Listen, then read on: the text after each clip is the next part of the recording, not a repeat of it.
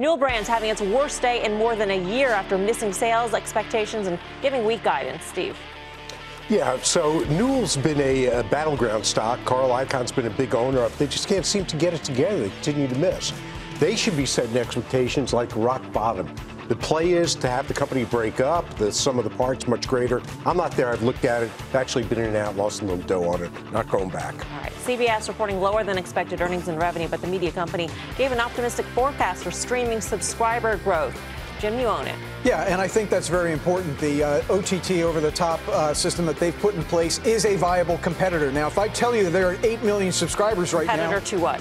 To everybody, Netflix, okay. Everybody out there. Now, if I say 8 million subscribers, which is what they're reporting right now, you're going to laugh and say, well, that doesn't really compare that well. The thing is, they're growing it very rapidly. In a few years, they're going to be at 25 million, and they are a viable competitor. I still think the stock is a takeover candidate, but that's going to take at least a year as the companies, both CBS and Viacom, figure out what they want to do. Do they want to re-wed or whatever? In the meantime, the underlying business, particularly the OTT business, is doing great. All right, XPO Logistics shares are plunging after missing on both the top and the bottom lines, issuing a cautious 2019 outlook.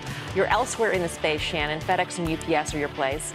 I think this is a concern. I think obviously it's a significant concern for XPO. If you look at the growth of this company over the last several years, it's been based on the expansion of e-commerce. And so if you think about having a big player such as Amazon be one of your major, if not your major customer, there is pressure to move that in-house. I think this spreads to UPS and FedEx, and it's a concern for us because we feel like they have also benefited on this move over the last several years. And if you think about the changing logistics, just everything in logistics is going to change over the next 10 to 15 years with self-driving trucks. And so I think that this is a concern for us as well. All right, PepsiCo on the move at this hour. The company matching Wall Street estimates, also raising its dividend, but also giving lower 2019 earnings guidance. So similar to what we saw from Coke. JJ. Yeah, exactly. And you look at the lower guidance, Wall Street is actually okay with the guidance being a little bit lower because of where that money is being spent. They're taking some charges in terms of closing some plants, making the business a little bit more efficient.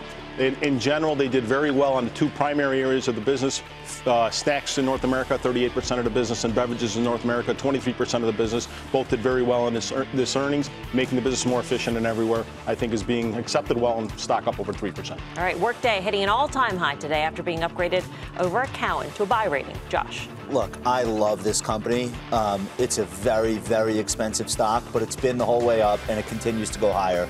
So it's tough. What I would do here is this. If you have to own it or you have to initiate a new position right here, right now, take a look at that gap area and maybe play that as the stop loss. So 180-ish. So you take 10 points risk. Cowen thinks the stock's worth 2.25, maybe even goes higher from there. They are absolutely on fire, launching new products. What they do is make businesses more efficient by automating a lot of the internal workflow, which I can relate to. So I love it. Just be very careful. You own it, though, currently. I don't own one. I do not own. Okay.